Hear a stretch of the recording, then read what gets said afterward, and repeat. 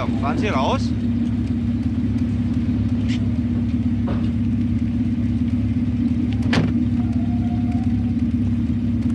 Fehlt Ihnen was? Ist Ihnen schlecht? Finden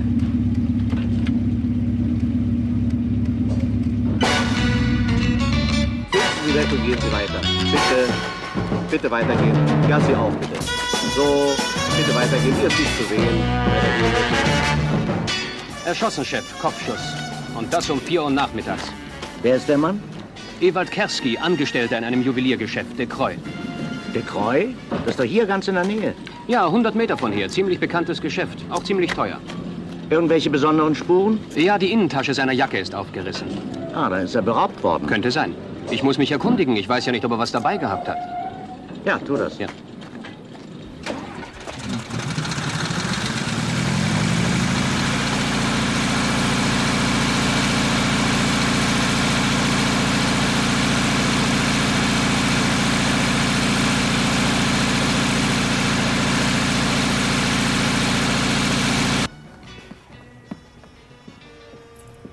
Fräulein Monika, schließen Sie bitte zu. Keine Bedienung im Moment. Ja. Was er bei sich hatte? Rohdiamanten im Wert von 450.000 Mark. Hier ist die Liste. Danke. Aber das ist keine Katastrophe. Gegen solche Verluste gibt es Versicherungen und ich bin versichert.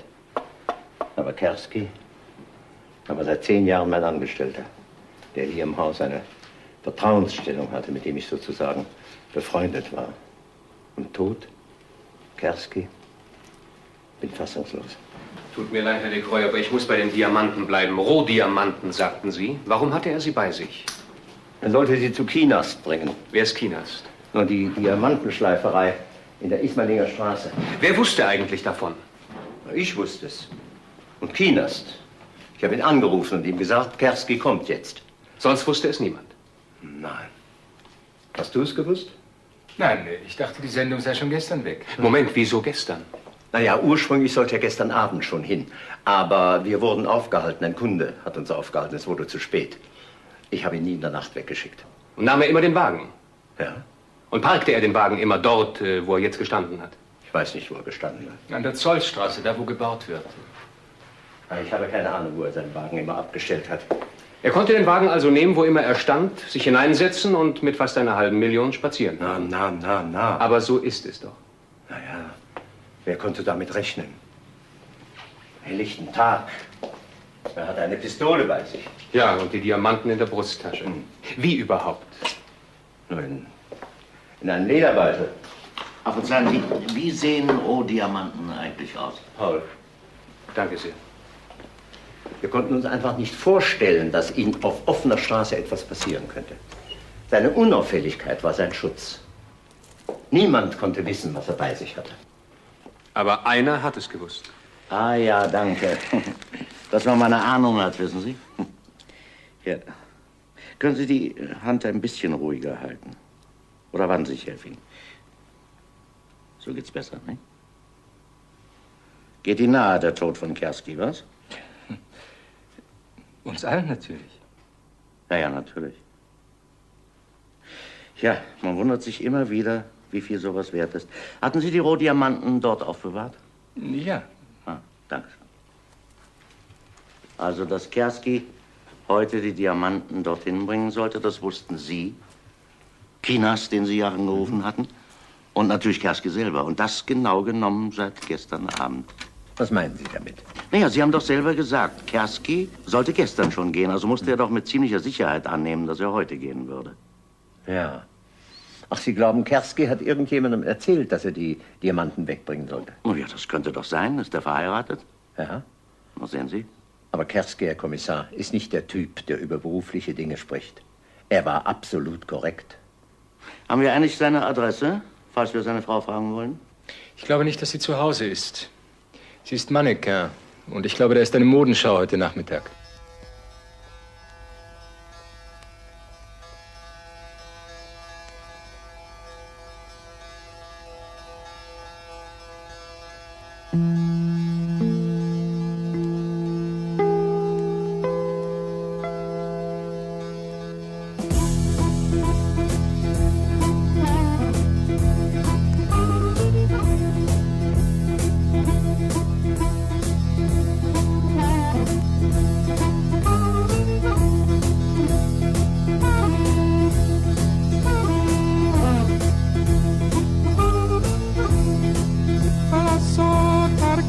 but I'm out on the road again.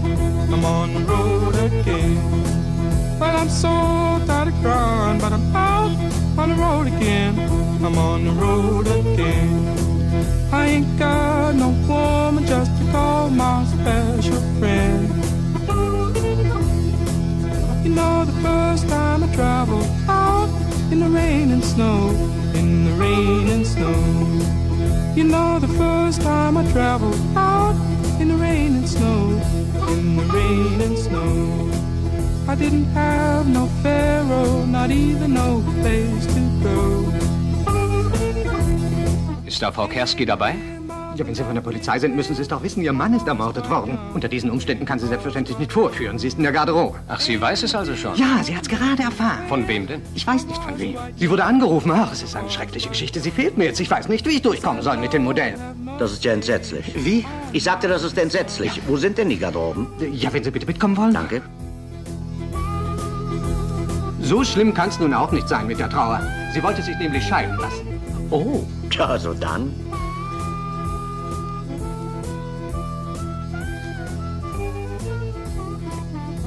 Komm.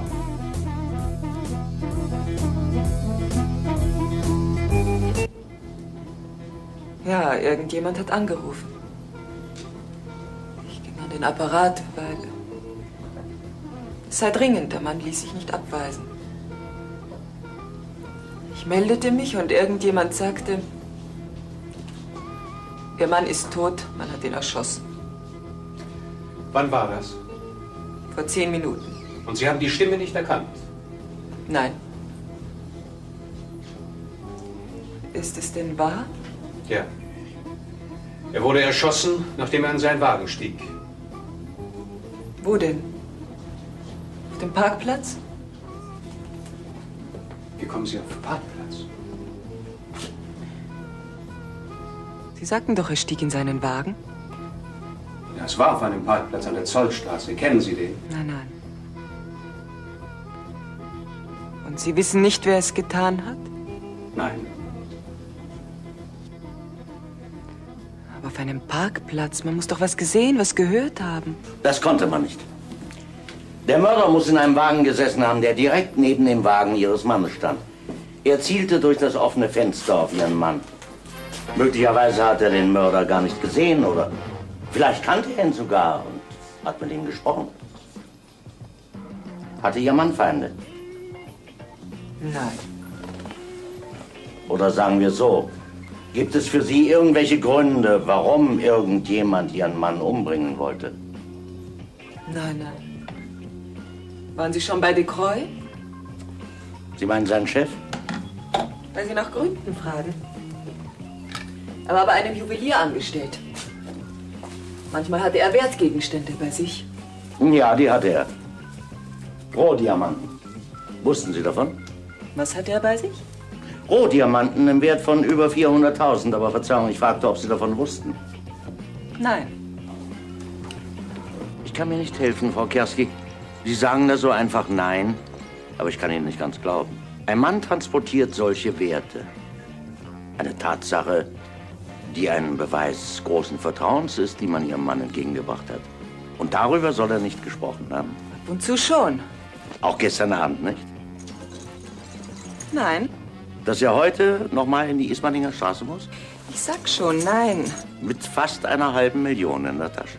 Was soll ich denn noch sagen? Sind Sie denn weg? Ja, die sind weg. Entschuldigen Sie, dass ich so rede wie normal. Ich kann es einfach noch nicht glauben, dass er tot sein soll. Vielleicht sollten Sie auch wissen, dass unsere Ehe nicht besonders glücklich war. Jeder von uns ist so ziemlich seine eigenen Wege gegangen. Nur, dass Sie sich nicht wundern, dass ich nicht in Tränen ausbreche. Das können Sie nicht? Nein. Nein, das kann ich nicht. Jetzt nicht jedenfalls. Alles in mir ist wie gelähmt. Ich sage das nur, damit Sie keine falschen Schlüsse ziehen. Wer tut das? Wir versuchen nur Tatsachen festzustellen. Und eine Tatsache ist, dass Sie sich mit Ihrem Mann nicht gut verstanden. Das wird registriert, nichts weiter. Danke. Und dass Sie jemand angerufen und Ihnen den Tod Ihres Mannes mitgeteilt hat. Das müssen wir natürlich untersuchen. Ja, ich verstehe. Sie haben keine Erklärung dafür. Nein. Sie hat mindestens zweimal gelogen, Chef. Ja, Ihr Mann hat bestimmt gestern Abend darüber gesprochen, dass er heute die Rohdiamanten wegbringt. wahrscheinlich. Und sie weiß auch, wer da angerufen hat. Ja, das nehme ich auch an. Fahr noch nicht los. Sie muss ja gleich rauskommen.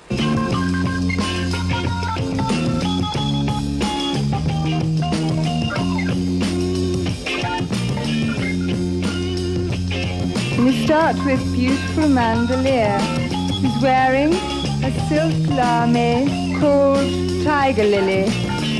And next to her is Patty, who has a beautiful outfit on called Georgie Porgy.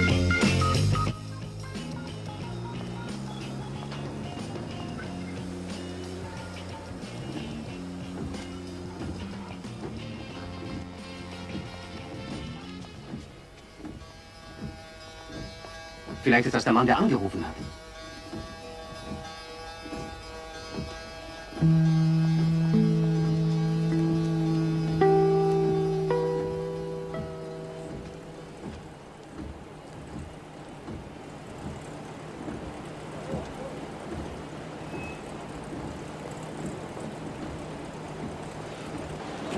Los, ihm nach jetzt.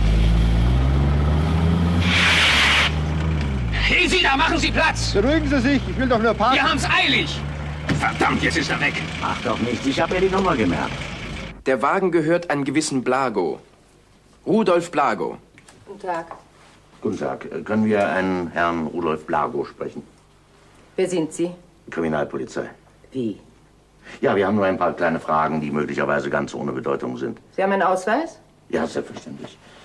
Das heißt nur wo? Zeig doch mal deinen, ja? Ja, bitte. Danke. Das Bild wird Ihnen nicht gefallen. Danke. Ja, mein Sohn ist leider nicht da. Aber ich würde natürlich gern wissen, was Sie von ihm wollen. Sie kennen sicher eine gewisse Frau Kerski?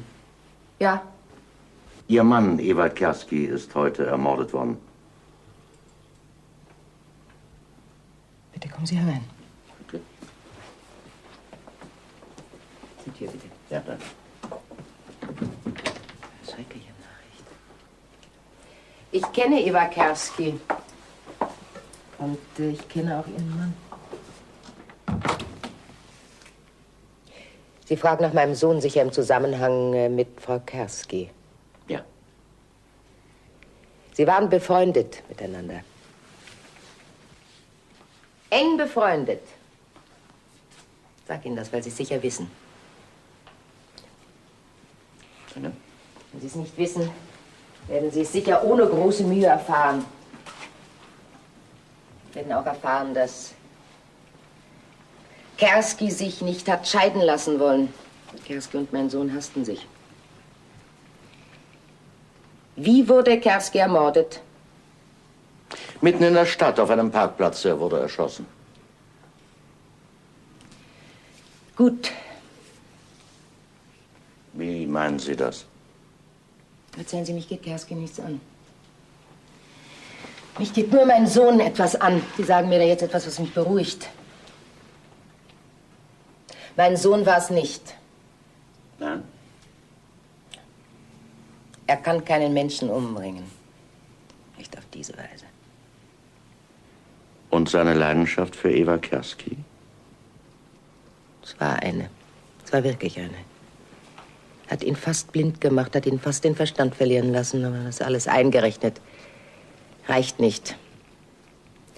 Für einen Mord ist er nicht kaltblütig genug. Den Sie sonst nicht ausschließen würden? Nein. Wir sollten erwähnen, Chef, dass für fast 500.000 Rohdiamanten verschwunden sind. Was? Ach, richtig, Kerski war ja angestellt bei... Dann ist das ja Raubmord. Ja.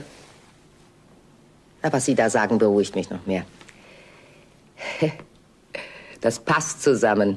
Schießen und Diamanten und mitten auf der Straße. Ja, wie überhaupt? Wie geht sowas? Man hat den Lärm von Baumaschinen ausgenutzt. Das ist eine Überlegung, die mein Sohn niemals anstellen würde. Eine solche Tat würde ihn überfordern. Mama? Ja? Sag Mama, Die Herren sind von der Kriminalpolizei, Rudolf. Von der Kriminalpolizei? Herr Blago, wo waren Sie heute Nachmittag um 4? Wie bitte? Sag's ihnen, Rudolf. Um 4? Ja. Ja,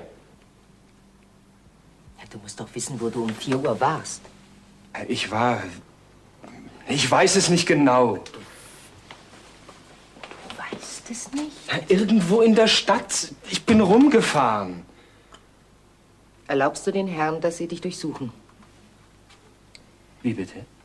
Ja, es könnte die Herren interessieren, ob du Rohdiamanten bei dir hast. Weißt du, was mit Ewald Kerski passiert ist? Er weiß es. Fragen Sie ihn, ob er es weiß. Ja, ich weiß es. Eva hat es mir erzählt. So, also bist du doch nicht nur herumgefahren. Durchsuchen Sie ihn, bitte. Fassen Sie mich nicht an! Ich war es nicht! Ich habe keine Rohdiamanten! Wir können Sie natürlich nur mit Ihrer Erlaubnis durchsuchen. Dann tun Sie es bitte! Robert.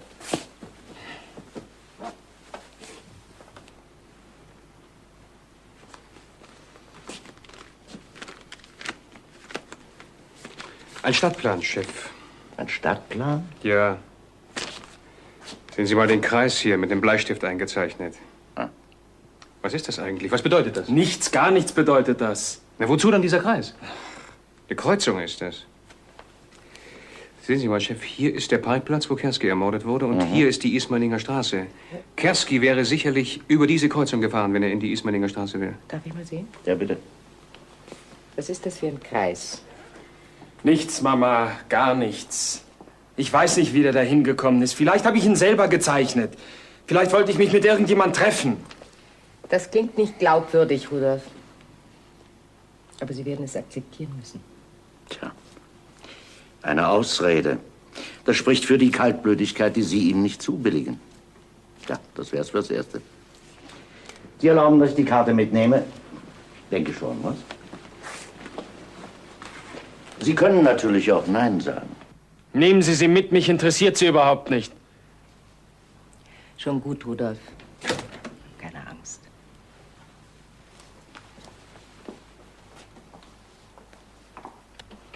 Also für mich ist das völlig klar. Das ist eine direkte Linie. Von hier, das ist nämlich De Croix hier, über den Parkplatz, wo Kerski ermordet wurde, bis zu Kinast in die Ismaninger Straße.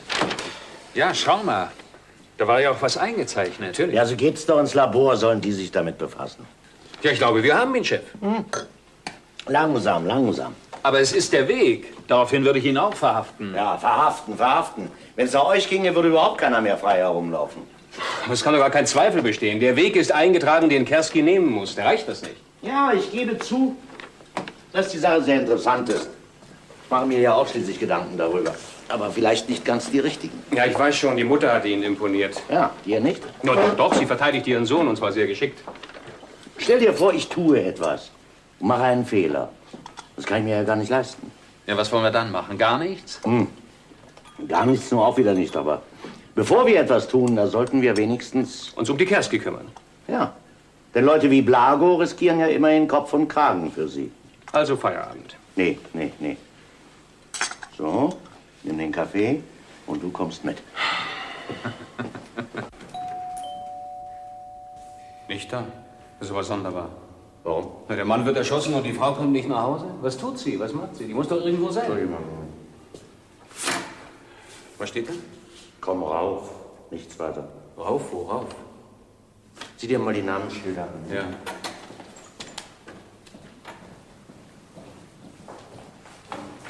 Da gibt's tatsächlich noch einen Kerski im 3. Stock, einen Robert Kerski.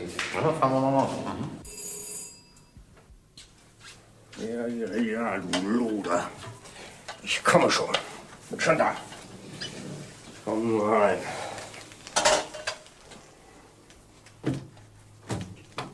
Komm rein! Guten Abend. Wer sind Sie? Was wollen Sie? Kriminalpolizei. Ach schon. Sehr gut. Bitte nur vorauszugehen. Ja, danke. Polizei ist schon da. Na also.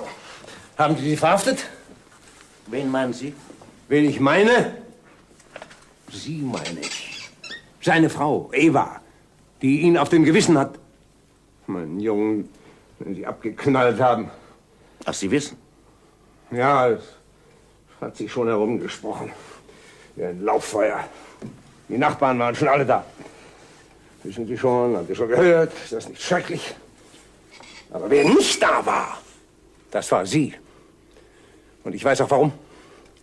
Weil sie mir nicht in die Augen sehen kann, wenn ich sie frage, was hast du mit ihm gemacht?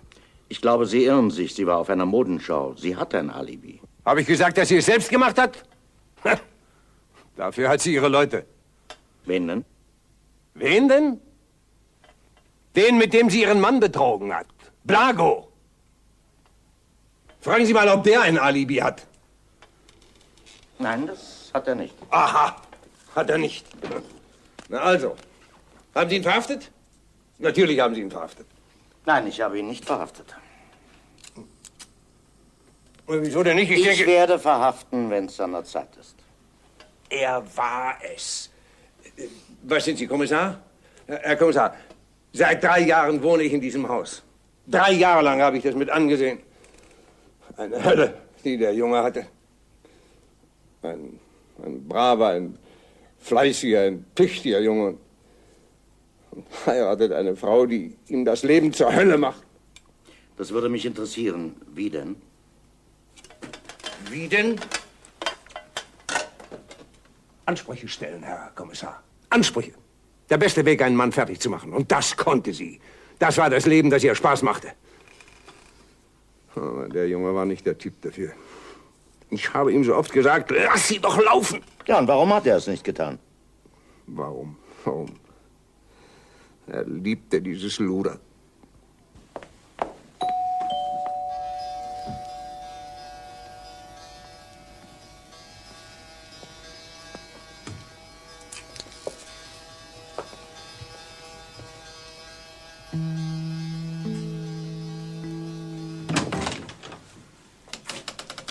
Guten Abend, Frau Kerski. Ich hoffe, wir stören nicht. Nein, wieso? Sie stören nicht. Dürfen wir? Bitte? Danke. Guten Abend. Guten Abend. Ach, Sie wollen ausziehen? Oder wie soll ich das nennen? Ja, ich ziehe aus. Darf ich nicht? Doch, wenn Sie uns sagen, wo wir Sie erreichen können, ist alles in Ordnung. Mich persönlich würde nur interessieren, warum Sie ausziehen. Ich will nicht in dieser Wohnung bleiben. Nein? Ich fühle mich nicht wohl hier. Nicht in diesem Augenblick. Was wollen Sie noch? Wir waren eben oben bei Ihrem Schwiegervater. Wozu? Dieser Mann ist ein Schwätzer, ein... Ja, er ist kein Freund von Ihnen. Er sagte...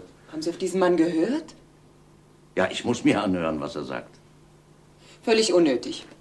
Der Mann weiß nicht, was er sagt. Er ist so gut wie unzurechnungsfähig. Er sagte, Sie hätten ihn abknallen lassen. Da hören Sie es ja. Durch Blago. Der Mann sieht Gespenster. Wie kommt er auf Blago? Er meint, Sie haben ein Verhältnis mit Blago. Und Ihr Mann habe nicht in die Scheidung eingewilligt, die Sie gewollt hätten. Wollten Sie? Ja, was hat das damit zu tun, dass irgendjemand meinen Mann umgebracht hat? Das hat doch damit nichts zu tun. Nein? Nein. Alle Vermutungen sind völlig aus der Luft gegriffen.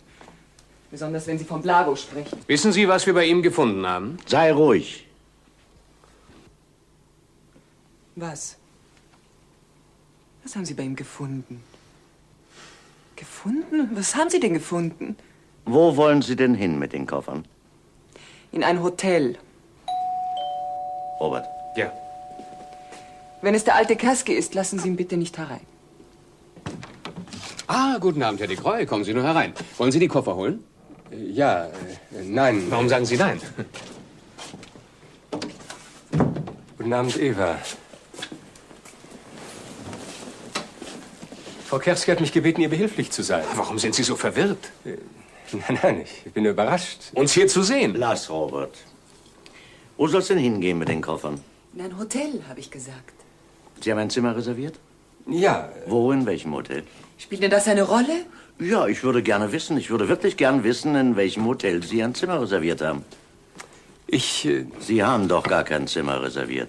Sie wollten auch Frau Kerski gar nicht in ein Hotel bringen, habe ich recht? Zu ihm wollte ich. Zu ihm. Er hat gesagt, du kannst da nicht bleiben, komm zu mir. Und warum soll ich nicht? Ja, ich habe nichts dagegen. Mir ganz egal, was Sie denken. Er hat gesagt, komm da raus, bleib nicht da, pack deine Koffer, ich hol dich ab. Und ich habe gesagt, ja. Ich wiederhole, ich habe nichts dagegen. Ich möchte nur wissen, wo Sie sind. Das ist alles.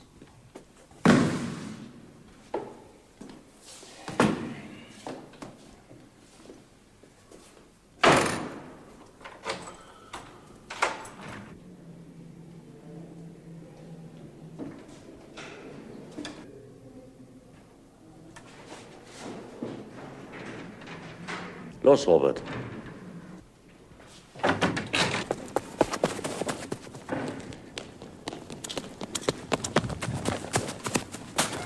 Stehen bleiben!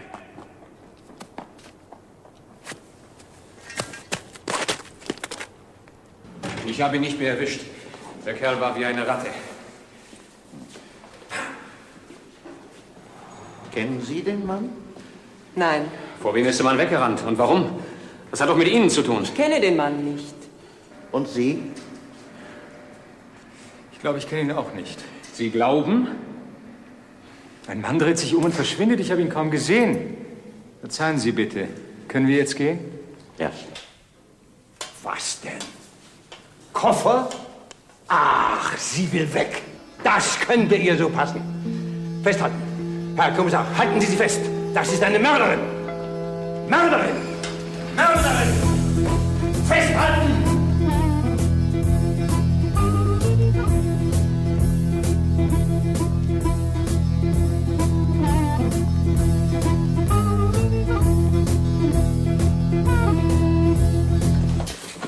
Morgen zusammen.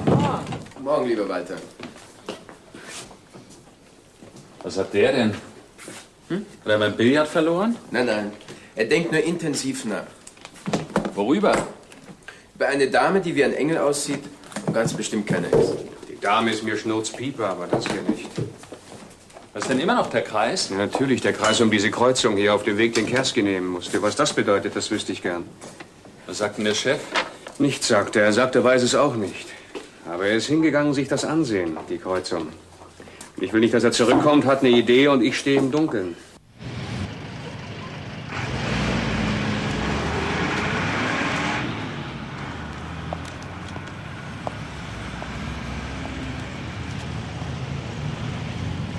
Guten Tag, Herr Kommissar. Nanu, Frau Blago. Ich beobachte Sie schon eine ganze Weile.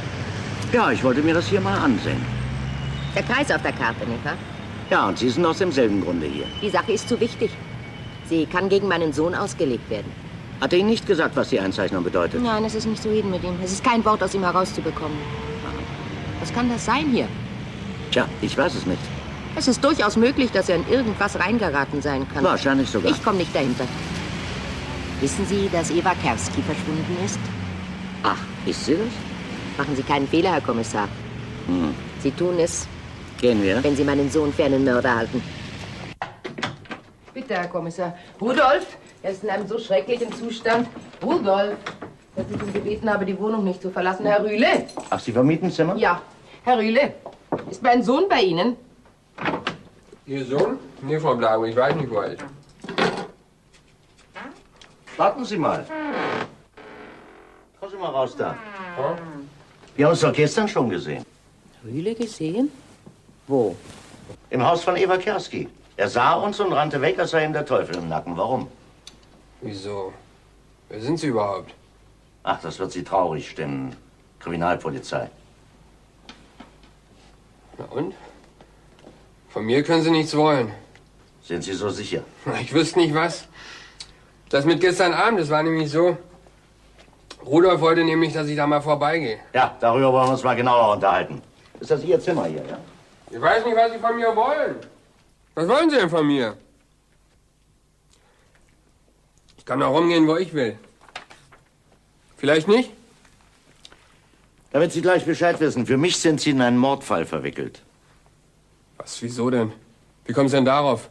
Was habe ich denn damit zu tun? Da können Sie von der Kripo sein, so viel Sie wollen. Nee, Herr Kommissar, die Tour läuft nicht. Tja, wer so redet, der redet so nicht zum ersten Mal. Ja, Chef, das ist er. Rühle Georg Heinz, geboren 17.08.32. Bitte? Ah, eine ganze Latte. Diebstahl, Einbruch, schwere Körperverletzung. Danke, Robert, das wollte ich nur wissen. Ist er vorbestraft? Ja, das ist er. Nein, Frau Blago, Sie stören mich jetzt wirklich. Also, ich kann Sie nicht gebrauchen. Entschuldigung. Schön, schön, die paar Sachen, die paar Jahre. Mord war nicht dabei, Herr Kommissar. Und wird auch nicht dabei sein. Ich bin auch nicht von gestern. Doch nicht Mord, doch nicht sowas. Ihr seid befreundet, Blago und du? Was heißt befreundet? Ja, ich hätte gerne eine Antwort. Ja, und? Ihr habt doch genau gewusst, dass Kerski mit den Diamanten in die Ismaninger Straße fährt. Herr Kommissar. Rühle, du kennst den Betrieb bei uns. Du weißt doch ganz genau, dass du dir das nicht leisten kannst, drum herum zu reden. Ja oder nein? Habt ihr das mit den Diamanten gewusst? Hat er ja selber erzählt, Kerski. Seiner Frau erzählt, auf die Nase gebunden hat das ihr.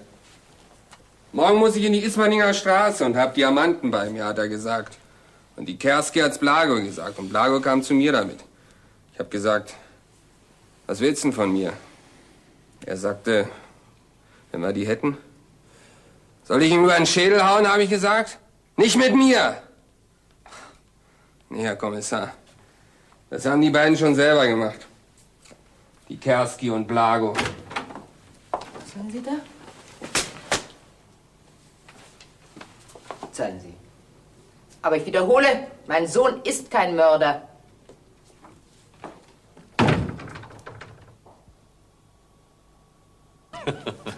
Na schön, Chef, das eine ist die Mutter, die muss so reden. Ja. Aber der andere ist ein Ganove, dem würde ich doch kein Wort glauben. Nein? Ich schwöre Ihnen, der legt sie rein. Käthchen, können wir schon mal die Karte haben? Das passt doch fabelhaft zusammen. Vielen herzlichen Dank. Na, das Beste ist wieder gestrichen. Die stecken doch alle unter einer Decke. Die Kerski, die ihren Mann loshaben will, Blago, der genau weiß, dass das Leben mit so einem teuren Mädchen finanziert werden muss, und zieht sich einen richtigen Ganovenrand für die Drecksarbeit. Warum ist denn der Kalbsbraten schon wieder aus? Alle wollen Sie Kalbsbraten. Erbsen will keiner essen. Mit Speck, das ist doch gut. Ja, zweimal für mich und einen Schnaps, ja? Ja, ist gut. Schnaps, Chef, was feiern Sie denn? Das lichtet sich doch, hast du gesagt. Ich? Chef, ich zeige nur ein paar Möglichkeiten auf. Und was würdest du tun? Die ganze Bagage verhaften. Die Kerski, den Rühle und den Blago. Und wenn ich die rannehme, dann kommt was dabei raus. Ich freue mich immer über deine Bescheidenheit.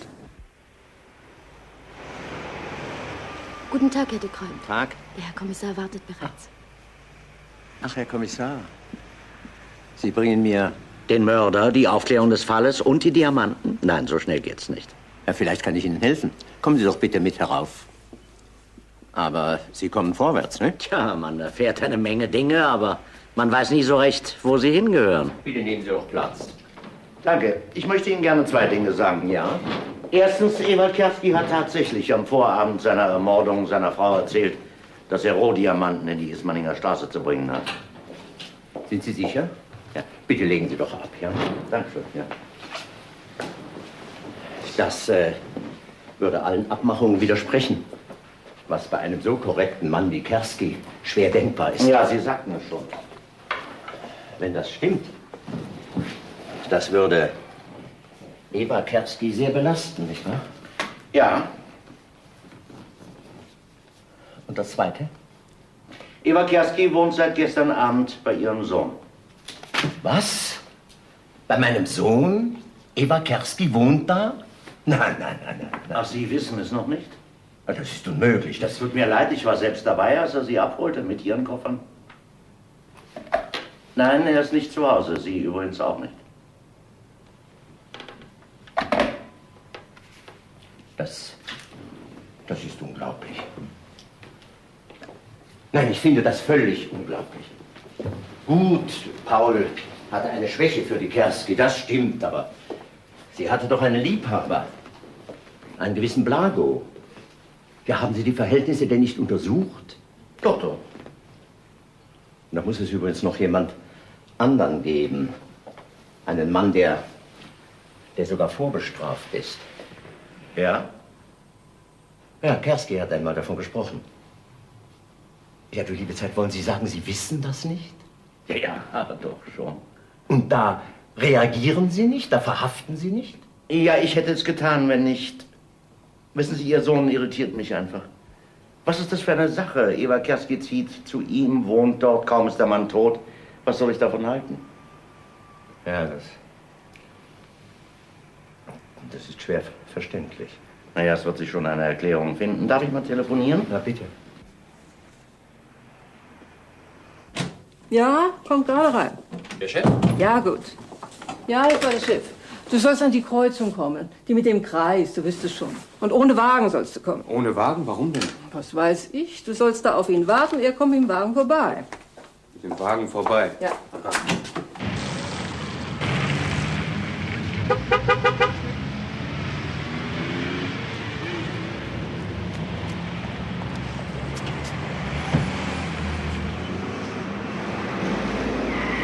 Moment mal, Chef, jetzt lassen Sie mich mal überlegen. Sie haben mich gerade an diese Kreuzung bestellt. Das ist doch die von Blago. Ja. Ich sollte zusteigen. Das ging auch ganz gut, weil der Verkehr an dieser Kreuzung immer so stark ist, dass man einfach nicht zügig durchfahren kann. Man stößt immer auf Rot. Man muss warten. Sehr richtig. Auch Kerski hätte mit seinem Wagen die Diamanten in der Tasche hier warten müssen. Bravo. Und jemand hätte zusteigen können. Aber wer? Anders, Robert, anders.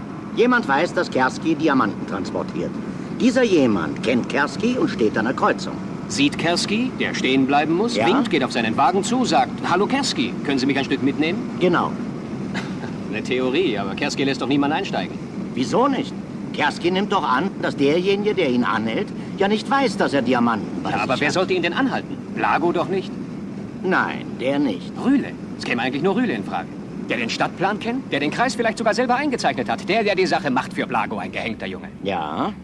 Moment mal, Chef, die ganze Sache hat einen Haken. Na? So weit ist Kerski ja gar nicht gekommen. Er wurde ja vorher erschossen. Ja, während Rühle natürlich auf der Kreuzung stand und auf ihn wartete. Aber das ist eine Theorie. Das könnte uns eigentlich nur Rühle sagen, ob er hier gewartet hat. Na ja, dann frag ihn doch. Frag ihn und verhafte ihn. Ist sowieso die höchste Zeit. Gut, Chef, was machen Sie? Wie kommst du überhaupt dazu, ohne mir ein Wort zu sagen, wie das Auto ins Haus zu bringen? Das passt mir nicht. Das ist einzig und allein meine Sache. Ach, einzig und allein deine Sache. Ach, das will ich dir zeigen. Und die Koffer bringst du nicht hin. Sondern die werden auf irgendeine Weise, ich werde einen Taxifahrer bitten. Ruf mal gleich ein Taxi her. Ich denke gar nicht daran. Werden wir sehen. Was wollen Sie denn hier? Warum klingeln Sie nicht? Man kann nicht immer klingeln, wenn man was erfahren will. Und was erfahren Sie jetzt? Dass ich Eva Kerski rausgeschmissen habe und Ihre Koffer fliegen hinterher. Ja, das ist eine Lösung, die Ihrem Sohn nicht ganz zu gefallen scheint. Danach frage ich ihn nicht. Begreif endlich, dass das meine Sache ist. Das ist eine Sache, die dich nichts angeht. Ich hole sie zurück. Wenn die nicht inzwischen verhaftet ist. Ist sie denn noch nicht verhaftet? Komm raus da, du Luder! Ruhe! Was ist denn los hier? Ich weiß, dass du da bist. Ein Krach ist in diesem Haus immer. Können Sie gleich aufhören, hole ich die Polizei. Kommen Sie, jetzt können Sie die Mörderin verhaften. Sie haben kein Recht, irgendjemanden Mörder zu nennen, bevor Ihnen die Tat bewiesen ist. Bewiesen, bewiesen. Was soll denn noch bewiesen werden?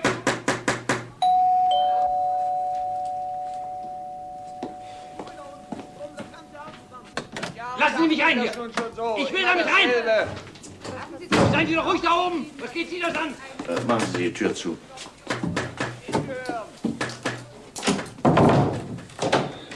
Kann man denn nichts gegen diesen Mann da draußen unternehmen?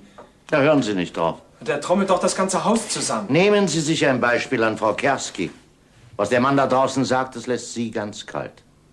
Kalt? Wieso kalt? Der Kommissar hat recht. Was wollen Sie von mir? Ich wollte eigentlich nur fragen, warum Sie wieder zurückgekommen sind. Wieso? Sie ist wieder da. Und Paul de Croix? Mit diesem Mann hat sie nichts zu tun. Gestern packte sie noch die Koffer und ging mit ihm. Ein Irrtum. Sie war verwirrt, hilflos. Sie wusste nicht, was sie tun sollte. Aber ich nehme ihr das nicht übel. Ach, wie schön von Ihnen. Der Mann dieser Frau ist seit gestern tot, ermordet, niedergeschossen. Aber Sie nehmen es dieser Frau nicht übel, dass sie jetzt nicht weiß, zu welchem Mann sie gehen soll. Wie standen Sie nun eigentlich zu Ihrem Mann, den Sie so schnell vergessen haben? Ich glaube, Sie sehen das völlig falsch, was diesen Mann betrifft. So, tue ich das. Ja, jetzt ist es so, als sei er der Allerbeste gewesen.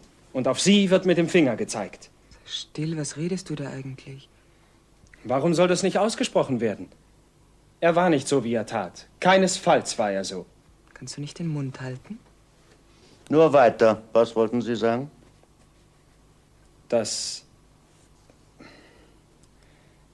Suchen Sie den Verbrecher woanders. Nicht bei uns. Bei uns nicht. Wir beantworten keine Fragen mehr. Nein?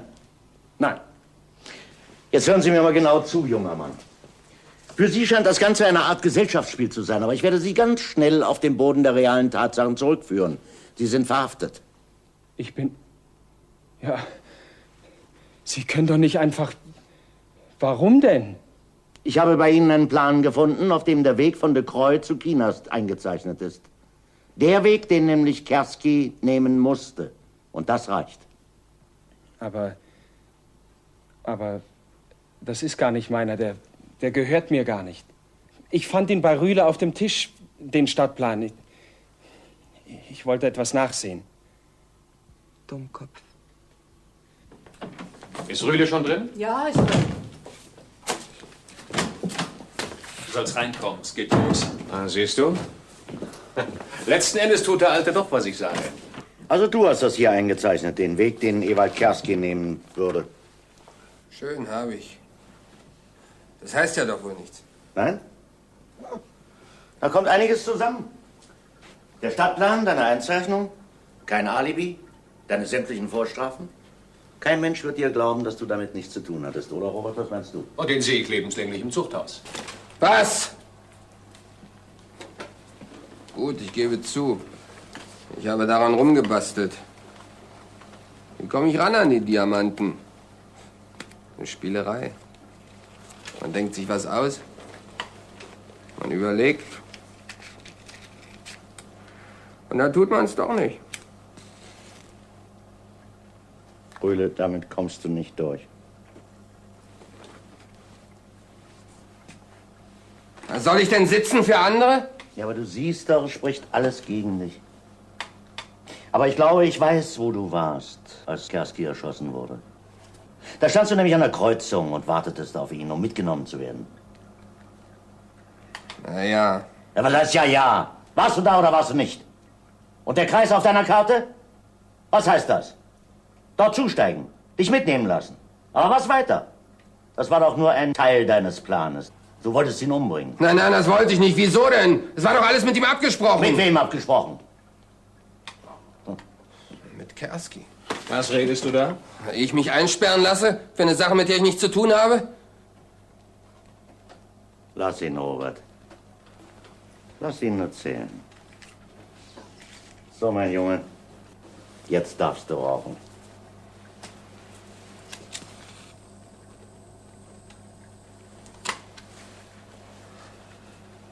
Kersky kam nämlich zu mir. Kann da ein Geschäft machen. 10.000, wenn du mir hilfst. Da hielt ich erst mal die Luft an und der sagte, machst du mit? Und ich habe gesagt, für 10.000 tue ich eine Menge. Und dann haben wir uns das ausgedacht. Was ausgedacht? Das war ein Überfall vortäuschen, Chloroform und so. Eben richtig, dass keiner dahinter kommen konnte. Lügst du auch nicht. Und dafür will ich auch brummen, wenn ich muss. Aber für nichts weiter. Und er kam ja nicht. Ich stand mir die Beine in den Bauch. Er kam nicht. Gut. Und Kersky?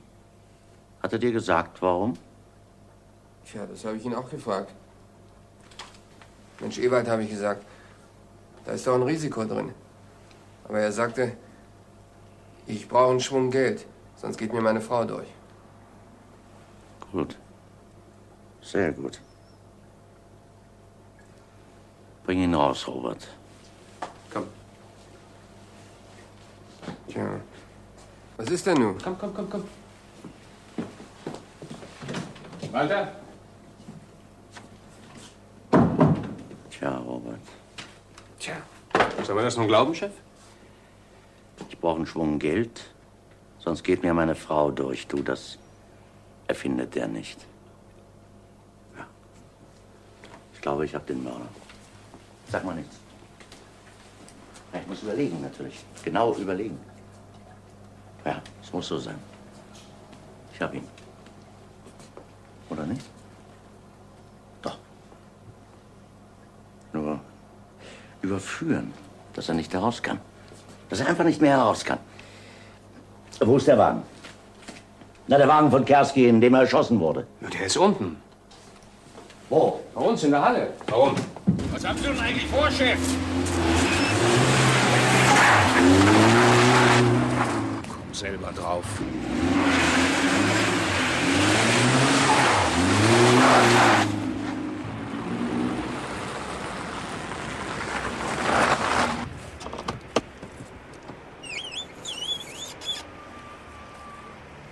Komm selber drauf, hat er gesagt. Jetzt müsstest du es langsam wissen.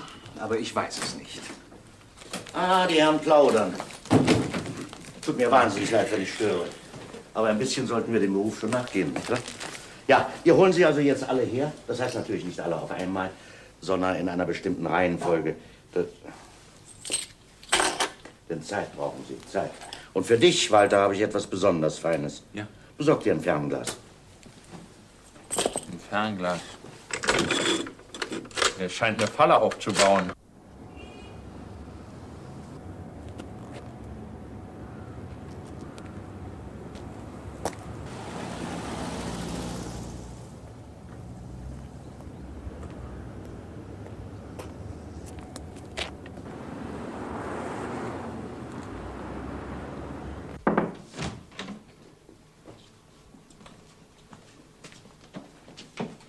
Was ist denn los eigentlich?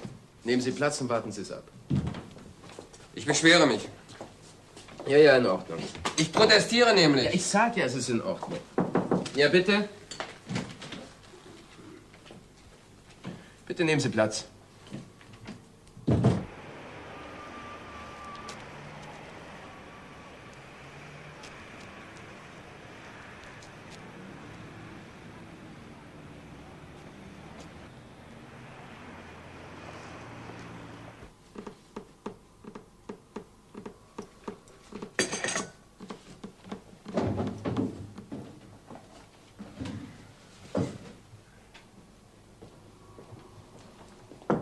Ja, bitte?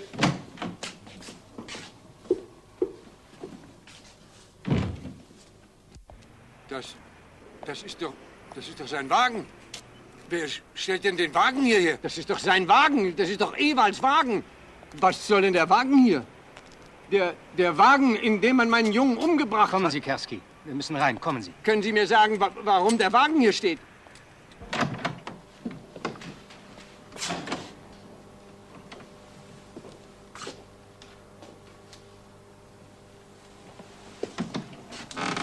Wer ist denn da? Rühle, die Kerski, Blago und der Kreuz gerade gekommen. Ah ja. Welcher? Der Alte. Ja, das ist gut. Sag mal, hat der... Nein, Walter hat noch nicht angerufen.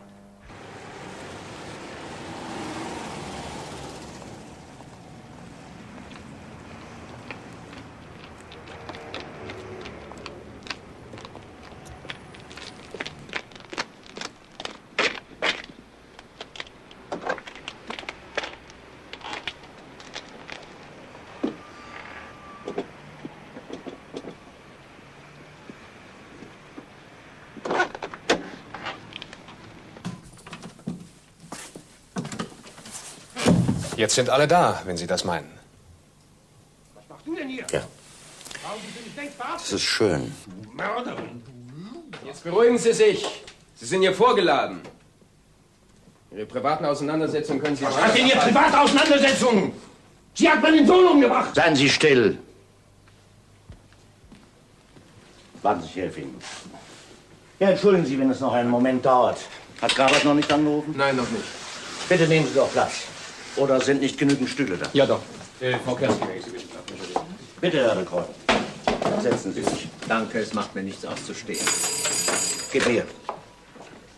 Hallo? Ja. So. Aha.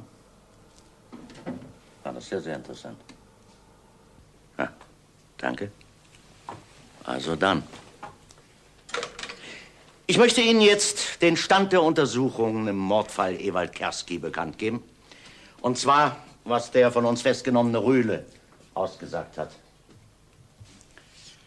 Rühle hat nämlich ausgesagt, zu Protokoll gegeben und unterschrieben, dass Ewald Kerski mit ihm, Rühle, verabredet habe, einen Überfall vorzutäuschen, um die Rohdiamanten, die er in die Ismaninger Straße bringen sollte, zu unterschlagen. Was hat der Kerl gesagt? Unterbrechen Sie mich nicht. Der Kerl lügt doch. Ich gebe eine Aussage wieder, weiter nichts. Auch ich halte das für ganz ausgeschlossen, Herr Kommissar.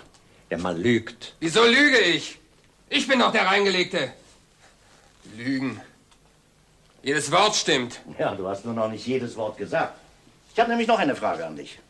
Wie kam Blago eigentlich an die Karte, auf der du den Weg Kerskis eingetragen hattest? Zufällig, rein zufällig. Ah, jetzt bist du wieder in der Klemme, was?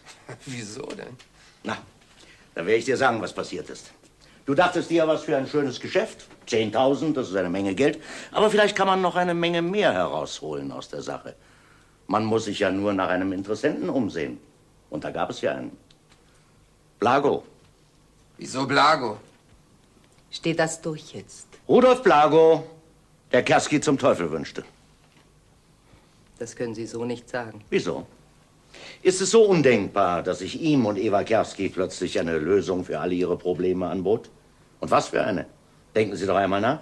Endlich war sie da, die Chance. Was für eine? Das sehe ich nicht. Er brauchte doch nur Nein sagen zu Rühle. Oder, na, tu das selbst. Mich interessiert das nicht. Rühle würde auf jeden Fall an seiner Kreuzung stehen ohne Alibi, während er selber Kerski bereits auf dem Parkplatz erschoss. Nein, nein. Wollen Sie sagen, Sie haben nicht eine Sekunde lang daran gedacht? Du antwortest auf keine Frage mehr. Entschuldigen Sie bitte. Ich habe volles Verständnis dafür. Nur werden Sie mich nicht daran hindern, fortzufahren, den Täter zu überführen. Können Sie denn das? Ja, ich weiß, wer es ist. Ich habe ihn gefunden, weil ich mich in die Lage von Kerski versetzt habe. Er liebte seine Frau.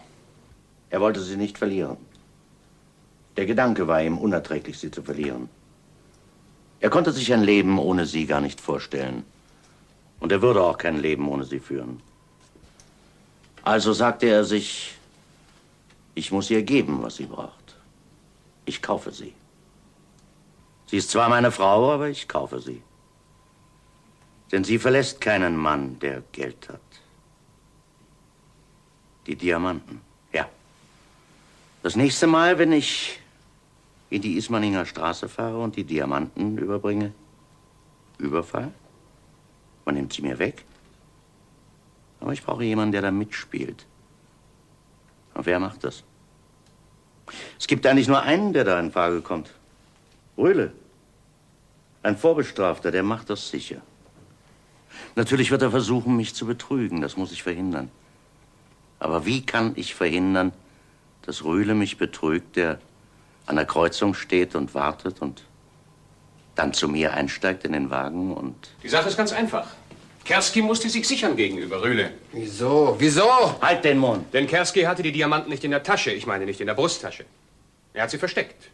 Bevor er losfuhr, hat er sie im Wagen versteckt. Ja, Kerski versteckte die Diamanten im Wagen. Also genau überlegt, genau vorbereitet. Nur er wusste, wo sie waren.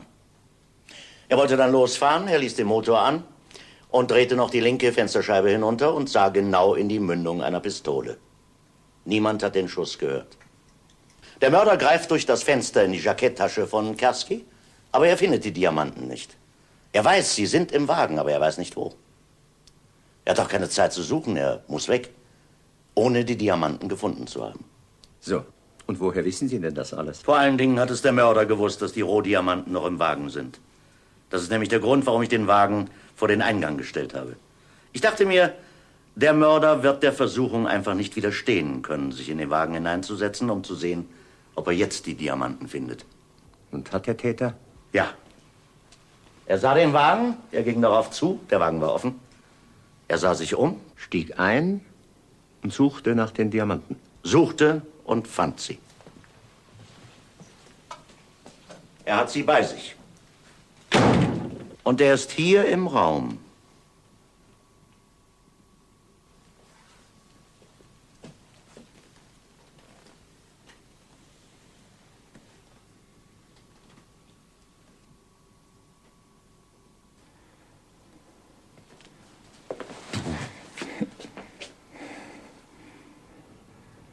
Tut mir leid, Vater. Wo sind sie? Wo hast du sie? Ich will das...